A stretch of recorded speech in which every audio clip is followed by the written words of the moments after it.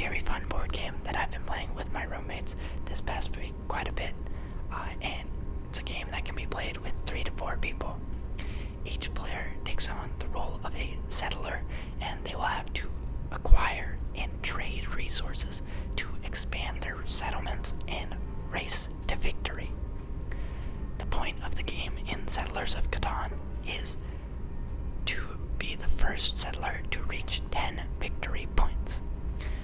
Victory points is the scoring metric in this game, and I will get into the specifics on how you can earn victory points in just a bit. But first, let's take a look at the game pieces.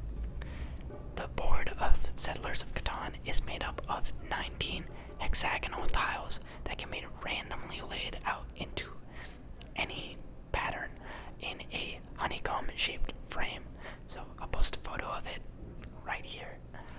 Basically, you have 6 frame pieces that create the edge, and you have these 19 tiles that you can randomize in any way that you want. You can do it with your eyes closed, you can do it with them upside down, you can balance it how you feel like.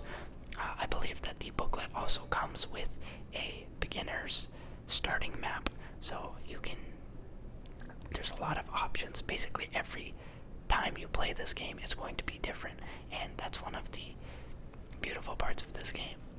So these hexagons, also known as hexes, come in a variety of 6. There are 6 types. There are 4 forest hexes, there are 4 field hexes, there are 4 pasture hexes, there are 3 hill hexes, there are 3 ore hexes, and there is 1 desert hex. Now, each of these hexes, except for the desert, is correlated with a certain type of resource card. Resource cards is one deck of cards that comes with the game, and they come in 5 varieties. The forest hexes produce the lumber resource card. The field hex produces the grain resource card. The pasture resource hex produces the wool resource card. The hills hex produces the brick resource card, and the mountain hex produces the ore resource card. So these are the 5 types of resource cards available in the game, and once again, the desert does not produce any sort of resource. After you have all of your hexes set up in the game, you will find that there are 18 number tokens that are also available in your set. Now these are to be randomly distributed over your 19 hexes. Each hex gets exactly 1 number token, except for the desert hex, which will have no number token. And these number tokens are going to correspond with the dice rolls. The game also comes with 2 dice, 2 6-sided dice to be specific. And so you can find that the number tokens range from 2 to 12. There is 1 2, there is 1 12, and there is 2 of all the other numbers except for 7. There is no number token for 7 because it is a special case, and I will get into that a little bit later. But for now, let's focus on the numbers that are there. So, with each number token, you will find that below the number on the token, there will be a dot, or a collection of dots. These can range from 1 to up to 5, and these dots will be referred to as pips. The pip is an indication of the probability of rolling that number. So, as I mentioned before, they are correlated to dice outcomes. So, if you take a look at the 2 number token or the 12 number token, you will find that it only has 1 pip underneath it. That is because when you have 2 dice, there are 36 possible outcomes. And of those 36 possible outcomes, there is only one way for you to roll a 2, and that is snake eyes. You get a 1 and a 1, or for a 12, it's double 6s. So it is a very low probability roll. Whereas if you find the 6 and the 8, these 2 number tokens are in red, and they are in red because they are a very high probability. some of the most. 6 and 8 will have 5 pips located beneath them because there is a 5 out of 36 probability that you roll an 8 or a 6. Now that I have explained to you some of the basic game board elements, let's talk about starting the game. So, as I mentioned, there can be 3 to 4 players that play this game. Each player at the start of the game will receive 2 components that they get to play for free. You get 2 settlements and 2 roads, and basically each player will roll to see who gets to place first. After everyone has rolled, the highest number gets to place their settlement and road first. Now, settlements are placed at the intersection of hexes. Once again, these are hexagons, so they meet in thirds. 3 hexagons meet at an intersection, and that is where the settlements get placed. Your roads, on the other hand, get placed on the edges between 2 hexagons, so they, after you place your settlement, your road will have to be on one of the 3 edges that touch your settlement. And the placement of your initial settlements is very important. I'll tell you on a strategy of how you can maximize your early game later, but yeah, just keep that in mind. So another thing about placing your settlements is the placement will follow a snake draft. So if you roll the highest number and you get to place first, you have an advantage because now you have the entire board to look, gaze, strategize where you want to put your settlement, and that puts the others at a disadvantage. So it snakes. So after you, player 2 will get to place, then player 3, and then player 4. Say that you're going clockwise. After player 4 gets to place their first settlement, it will now snake back in the reverse order. So player 4 will get to play back to back. Then player 3 will get to do it. Then player 2. And finally, you will have also the last spot in selecting your initial starting placement. So, it's a blessing and a curse to be the first one. You can get the most advantageous placement on the board, but you are also left with the 8th best or 6th best place on the board, depending on how many people you're playing with. Another thing that you want to consider while you're placing your settlements is those intersections where you place your settlements. The hexes that they touch indicate what resources you have access to. So say I have a hex for grain, a hex for lumber, and a hex for wool. If I place my settlement in there, I have access to these 3 resources, and the way that I would collect these 3 resources is based on the dice roll. Later in the game, you will roll your dice. Every player will roll the dice, and whatever number is rolled, all the hexes with that number token will produce a resource. So if you are next to the number that gets rolled, you get whatever resource that token is on. So yeah, that is how resource collection works in this game. I'm hoping I'm explaining that okay. But yeah, basically whatever you're touching, whatever your settlements touch, that is what you have access to, and you will collect it when that number of the hex gets rolled. So that is the start of the game. After everyone has made their initial settlements, the person who rolled the highest is going to get the first turn. They get to roll the dice at the start of your turn. At the start of every turn, the first thing that you must do is roll the dice. Rolling the dice is for resource collection. Whatever number gets rolled, regardless of who rolled the dice, people will get to collect resources. So if on my turn I roll a 6, but none of my settlements are touching 6, whoever else in has a resource that touches 6, they get to collect. So it's truly random. You don't know if your own dice roll is going to be profitable for you. But that is still the first component of your turn.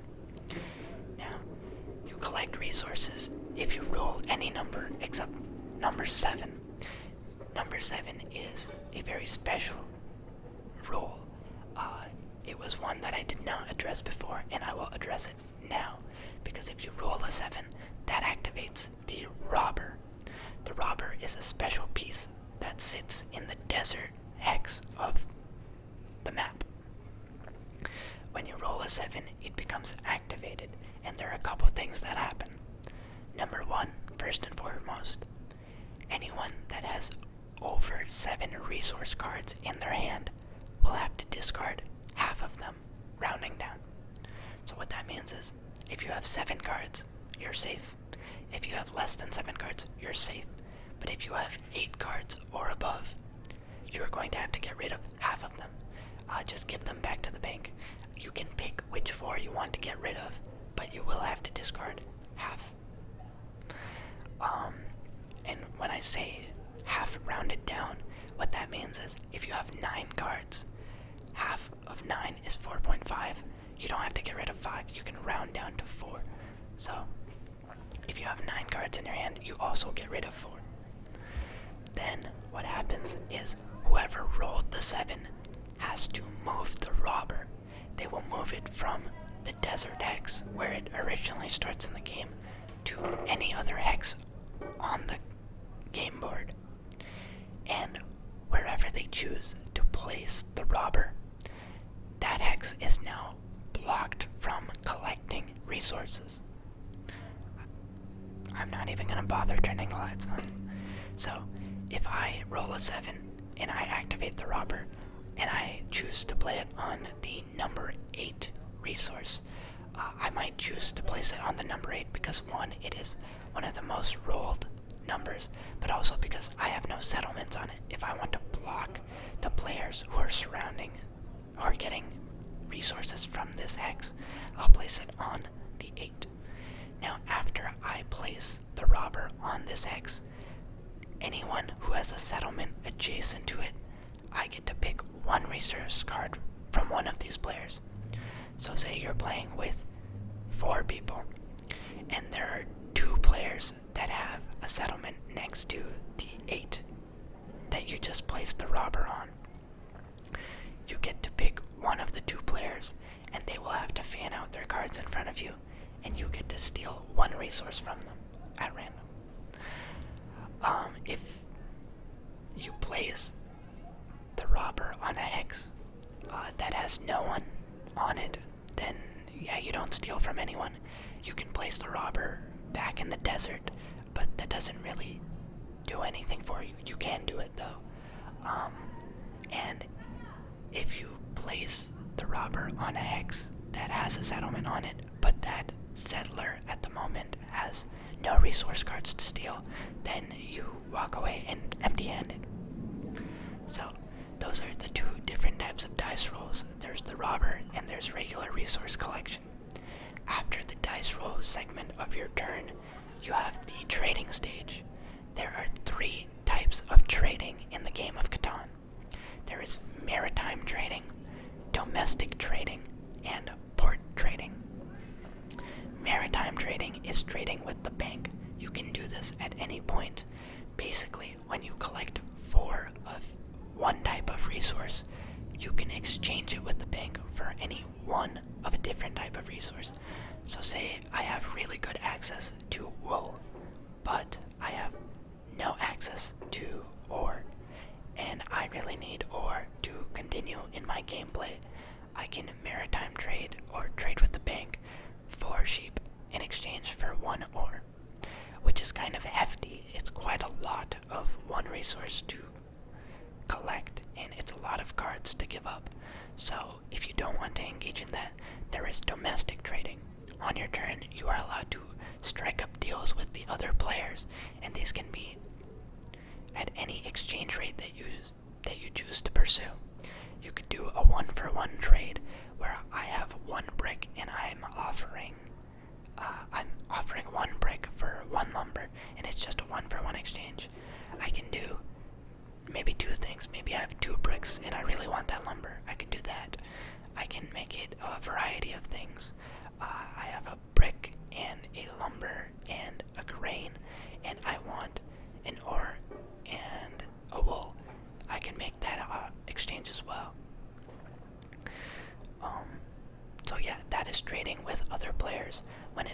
your turn, you are allowed to trade with anyone. But when it is not your turn, you are only able to trade with whoever's turn it is. Then the last kind of trading. I'm not even by a place that has cars. I have no idea how that's possible. The last kind of trading that can occur is port trading. On the edge of the game board, those 6 frame pieces, you'll notice that they have a ship-like sail. On these ship-like sails, you will see a symbol, and it will either be a 2-to-1 rate with a specific resource card symbol on it, or it will be a question mark with a 3-to-1 rate. What this means is, if you build all the way down to the port and place a settlement at one of the 2 port stations, you now have access to that port. And so, if it is, say, a wool port, you are now able to exchange 2 wool for any 1 resource of your choice, and that is a much more efficient trading rate than the maritime trading, which is 4-to-1. So yeah, if you have an excess of one type of resource and you know that you're going to have good access to it all game, maybe you want to find the corresponding port for it and build to it. And then, as I said, some of them have question marks instead of a specified resource card. These ones can be 3 of any one kind. It's up to you. So at any point, maybe I have 3 hay on this turn, or not hay, 3 grain. I can exchange 3 grain for 1 of anything. Maybe on the next turn, now I have 3 wool. I can exchange 3 wool for anything. So it's advantageous in the way that you have flexibility on what you get to trade in, but the 3-to-1 rate is not as beneficial as the 2-to-1 specified rate. But both of them are still better than the bank rate of 4-to-1. Now, those settlements that I'm talking about, you must be wondering at this point, what are they? How do I build them? As I mentioned, you start the game with 2 roads and 2 settlements, but you actually have a collection of pieces to your name. There are 4 color sets in the game. There is orange, blue, white, and red. Each settler will start with a collection of 15 road pieces, 5 settlement pieces, 4 city pieces, and 1 building cost card. Your building cost card basically acts as your crafting table. Imagine Minecraft, you know how the crafting table tells you what you can build and how much it costs to build that thing. This works the exact same way. You have a guide that outlines the 4 kinds of objects that you can build in Catan. There's only 4 things you can build. Number 1 is roads. Number 2 is settlements. Number 3 is cities. And number 4 is development cards. Each of these have their necessary resources to produce it listed next to the name on the card. So, for roads, you need... Oh, did I delete it? No. You need 1 brick and 1 lumber to build a road. For settlements, you require 1 brick, 1 lumber, 1 grain, and 1 wool, so 4 resources total.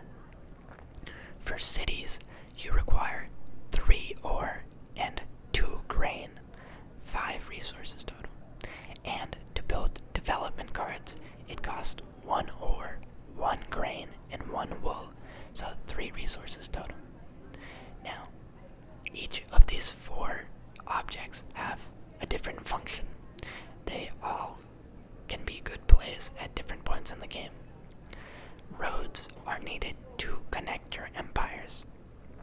At the beginning of the game, you're allowed to place your beginning 2 settlements anywhere on the map. But after the beginning, you can't do that. You can't just place your settlements willy-nilly. You have to connect your new settlements to your existing settlements using roads. So you'll have to build across the map and expand in the direction that you want to build in. Say there's a specific resource that you're targeting. Maybe you don't have brick and you want access to brick. You're gonna have to build roads all the way to the brick area before you can build the settlement there. And yeah, that's basically the point of roads. They're there to connect your settlements and cities. Settlements, on the other hand, are how you collect more resources. When you place them, they are whatever hexes that they touch. When those hexes get rolled, you collect those resources. Roads are not like that. They don't give you anything really. But settlements will give you more resource cards, so they're beneficial in that way. On top of that, every settlement is worth 1 victory point. So at the beginning of the game, everyone automatically starts with 2, and you're trying to get to 10. So for every additional settlement that you place, you gain another victory point, which is pretty good. Cities. Cities are very nice because they give you 2 of whatever resource that they touch. So cities cannot just be constructed on their own. You have to upgrade an existing settlement that you own into a city. So you would take your settlement piece off the board and replace it with a city piece, which is a bit taller. By doing this, now whenever a hex that you're touching gets rolled, instead of collecting 1 of that resource, you get double, 2. So if I'm touching brick and brick gets collected at a 3, then when 3 gets rolled the next time, now that I have a city, I will get 2 brick instead of 1. So that can be very good, very helpful for you. Then another advantage of the city is it is worth 2 victory points.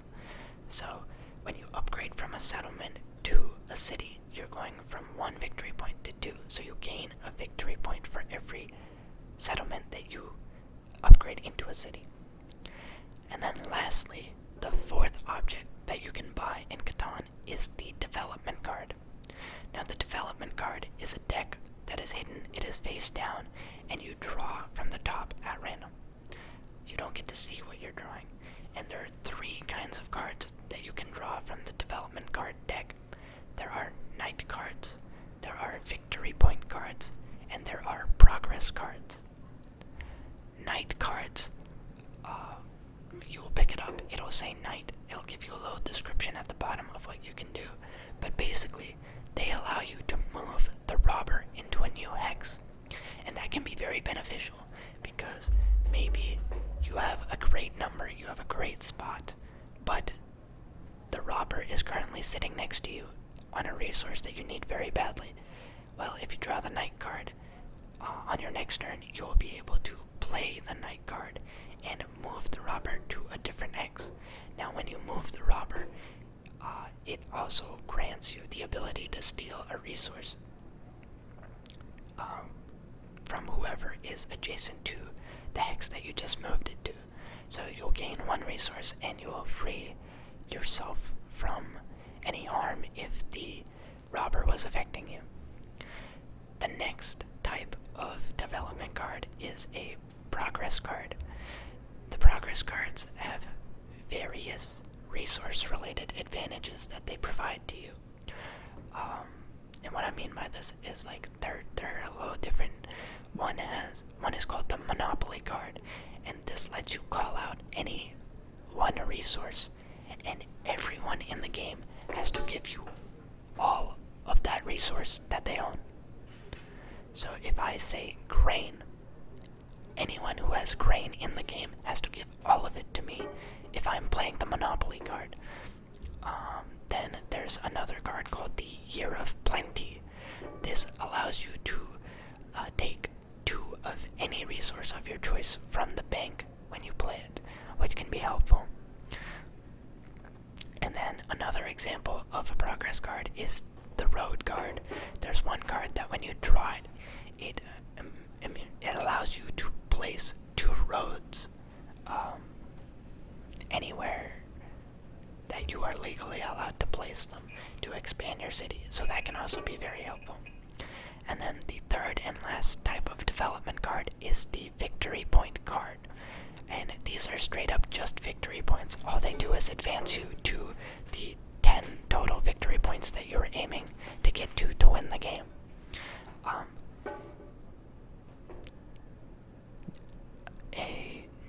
Something to note about development cards is they cannot be traded and they cannot be stolen. So once you play them, you leave them face up in front of you and they stay there for the rest of the game. And another important fact is you cannot play a victory card on the same turn that you drew it. So if I buy, not a victory card. You cannot play a development card on the same turn that you drew it, unless it is a victory card. So what I mean by that is, if I have a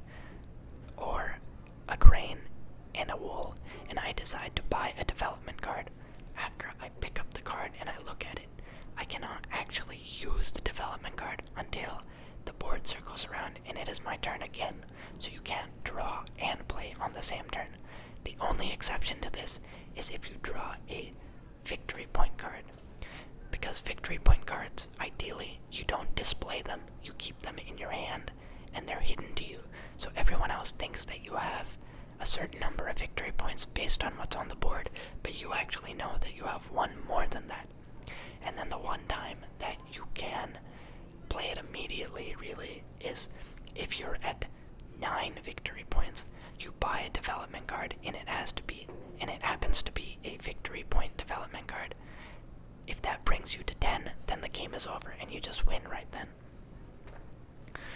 So, now that I've explained all the resources, how to collect resources, what you do on your turn, trading, the things you can build, let's talk about how you can actually win the game. So, the game will just go in circles and circles and circles, clockwise or counterclockwise, however you choose to play it. And it will end when the first person gets to 10 victory points. Now, there are a total of 5 ways that you can earn victory points in this game. I've already outlined the first 3. The first are settlements. Settlements are worth 1 victory point each, and you can build a maximum of 5 of them. After you build your 5, then you have to start upgrading them to cities. Cities, on the other hand, are worth 2 victory points each, and you can upgrade a maximum of 4 settlements into cities. But if you do the math on that, you only have 4 cities, and you have 5 settlements. So if you build 5 settlements and you upgrade 4 of them to cities, you're at 9 right now. So either you're gonna have to build another settlement by expanding your empire, or you can use one of these other strategies. The third way to get victory points is the victory point card in the development card deck. Now this, while it is possible, it is not the most probable of outcomes. The development card deck is made up of a total of 25 cards. And of these 25 cards, you have 14 knight cards, you have 5 victory point cards, and you have 6 progress cards. This makes for a total of 25 cards. And it means that you have 5 out of 25, which is a, 20% chance that you get a victory point card. So that means, on average, for every 5 development cards that you buy, 1 of them will be a victory point. So you are going to have to spam or get lucky in order to gain a victory point card just through buying development cards. And as I mentioned, 14 of the 25 cards of the development card deck are knights. And this does seem kind of crazy, like why is over 50% of the deck one kind of card? Because there's actually a special card for that. There is this 4th way to get victory points, and that is by building the largest army. So, as a player, once you have played 3 knight cards, you get to pick up this special card called the largest army card, and that instantly grants you 2 victory points. So, if you're the first player to get the 3 night cards played, you will have ownership of the largest army. But from that point forward, if someone else exceeds you in the number of night cards, not matches, but exceeds. So say I get lazy, I stop paying attention, and someone else somehow gets to 4 night cards, and I'm still at 3. Now they take the title of largest army from me, and they get the 2 victory points instead of me. So you have to be careful, and you have to make sure you keep a lead in this one. The 5th and final way to get victory points in this game is through another special card, and this one is called the Longest Road. The Longest Road special card is awarded to the first player that makes a segment of 5 continuous road pieces. So what that means is you have 5 road pieces that are all connected to one another, and they are not interrupted by enemy settlements. Just for context, you cannot build through enemy settlements, so I can't build my road up until my enemy's settlement or city and then continue to keep building. However, the contrary is possible. Say I have a longest road and it is 6 segments long continuously, and someone builds to one of the segments of my road, and it is a legal playing area. One of the things, I don't know if I mentioned it or not, there's a rule in this game. It's called the distance rule. For every settlement that you place, no settlement can be placed 1 intersection adjacent to it. So any new settlements must be at least 2 away. And so what that means is, if I have the longest road and someone finds a spot on my road that is like 2 road segments away from any settlements, they can build up to that point and then place their settlement there just to spite me, just to get rid of my longest road. So you can play this game in a defensive, in a defensive way, kind of a spite-worthy way. There's a lot of strategies you can employ, but the longest road special card is also worth 2 victory points. But it goes to whoever has the longest road. Obviously, the first person to get to 5 continuous will hold it, but after that, whoever improves on that number will take the spot of longest road. So if I have 5 and someone else gets to 6, then they have it. And then if I get back to 7, then I can take it back. But it will just be a continuous race until the end. So those are the 5 ways that you can get victory points in the game: settlements, cities, victory point cards, largest army, and longest road. So now that you know all the basic game mechanics, how to play the game, how to win the game, let me just go over some of the most important rules once again. Settlements must be built at least 2 intersections away from one another. You can break another settler's longest road by building a segment in the middle of it, given that it is a legal playing spot. You cannot give away your resource cards for free. This one is pretty important. So as I mentioned before, you can trade on your turn, and you can trade with the person whose turn it is. If you are worried about having too many resource cards because you are over 7 and you think that the robber might be rolled soon, that someone might roll a 7, you are not allowed to just give away your cards or just give them back to the bank. You have to trade them away.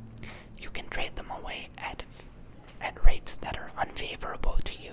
So you can give up 3 cards in exchange for 1 so that your overall card amount is reduced by 2, but you cannot just simply give away cards to other players. And another important rule is you can only play 1 development card per turn. You can buy as many development cards as you can in a single turn, but in the following rounds you can only play them 1 at a time. And lastly, the robber must be moved if you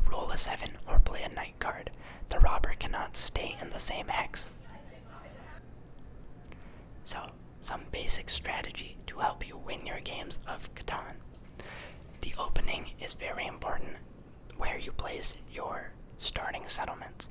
It is one of the most crucial aspects of the game. So, as I told you, there are a bunch of hexes that make up the game field, and there are a bunch of tokens on them. Three things that you're going to want to keep in mind while you are making your opening moves, your opening placements. One is the frequency of the dice roll. You want to maximize the number of pips that are touching your settlement. So, if I am next to a 6 or an 8, that brings me 5 pips. That is very good. I'm going to want to look for spots on the board that have overall 3 good numbers. And basically, you want to find spots that have 10 or more pips. So, if I have an 8, that is great. That gives you 5 pips. But if that 8 is next to a 2 and a 12, that is 1 pip each. That brings you to a total of 7, which indicates this spot maybe isn't actually that great. So look for places that have at least 10 pips. If you can find 13 pips, that is one heck of a spot. You definitely are going to want to lock that one up. So that is one thing to pay attention to. Number 2 is diversifying your resources. You can get away with certain things, like you can load up a lot on one kind of resource, but at one point or another you're going to need basically every single resource. Now, whether you get them through like trading with other players or through the ports, that's up to you, but you do generally want at least access to 4 kinds of resources at the start of the game. If you don't have access to all 5, that can be fine, but you want to make sure you have access to at least 4 of them. And the last thing you want to pay attention to is your mobility. And what I mean by mobility is there is a distance rule in this game, and roads, once one road is placed, you can't place another road on the same path. That path is taken. So you're going to want to be conscious of who is playing how close to you. If you're in the middle of the game board, it can be crowded, it can be hard to get to ports, and it can be hard to build out. So pay attention to where other people are building, and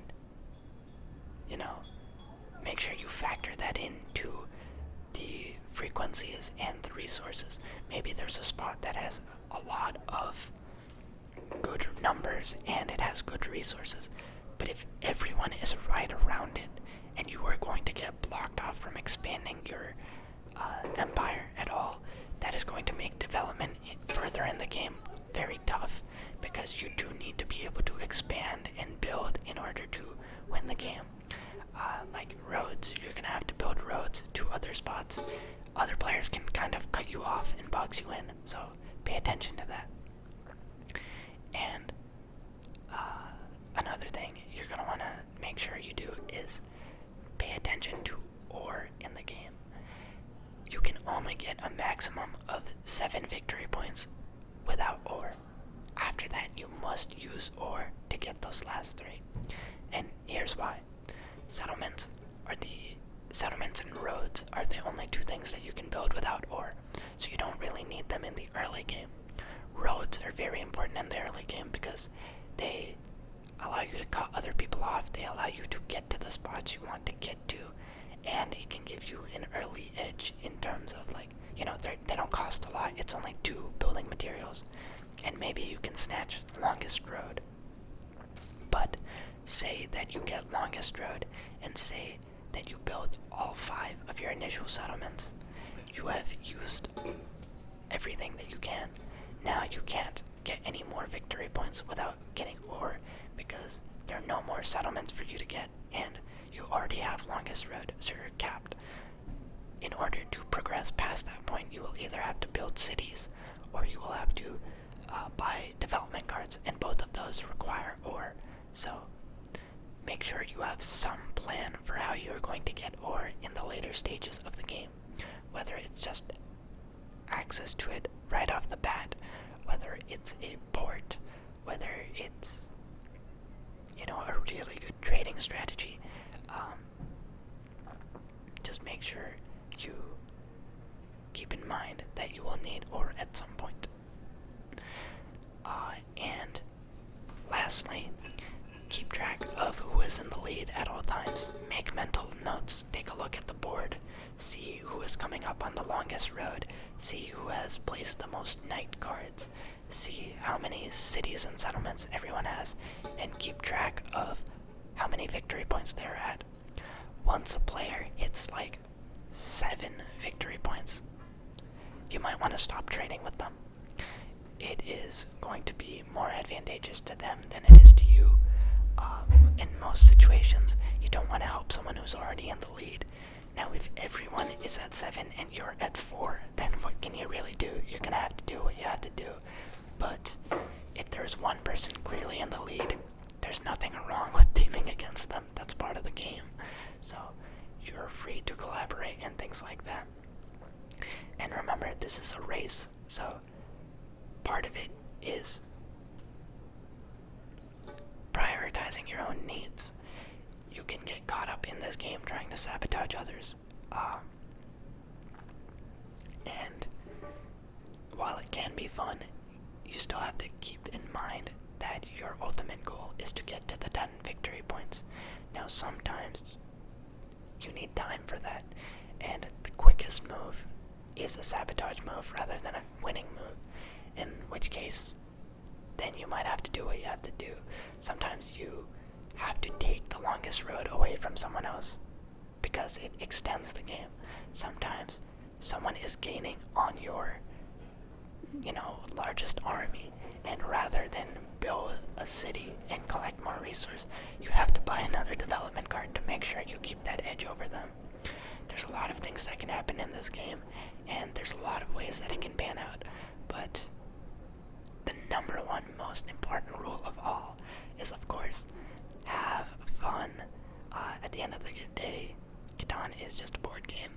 Don't take it too seriously. But I do think it's quite a bit of fun. I've played it like 4 times in the last week, and I haven't won yet. I've been very close to winning, but I haven't been able to win, and it's quite cool. My roommates and I were about to open up the Cities and Knights expansion pack. Neither of these games are ours, by the way. Another friend brought them over, dropped them off at our place, and we've just been playing it. So we didn't buy either of these. I've played Catan maybe like 3 or 4 times prior to the last week. But never this much, not with this frequency. But it's a lot of fun. I would check it out if you can. I think there's some online ways to play it. There's something called Catan Unlimited. I think there's like a mobile app. I think there's also like a way to play on your laptop. I don't know if they're paid or not. I know the board game itself is pretty expensive. Like it's a $60 game for some reason. I don't know if that's just priced up because I've seen it at like Barnes and Noble, or if the game retail value is just that high. But from what I heard, my friend bought this off of his friend for like $20. Maybe look on eBay. I'm sure you can get your hands on a Catan that isn't backbreakingly expensive, $60, that's as much as like a PS4, PS5 game. So if board games are your cup of tea, then maybe it is a worthwhile investment. But yeah, that was just something I wanted to share. I think that it's a fun game, and I wanted to teach you all how to play it if you have never heard of this game before. I know when I first created this channel, I did say that I would go over a couple videos related to board games and board game strategy. That was, 6-7 months ago. This is the first video I've done of that type, but let me know if you like it.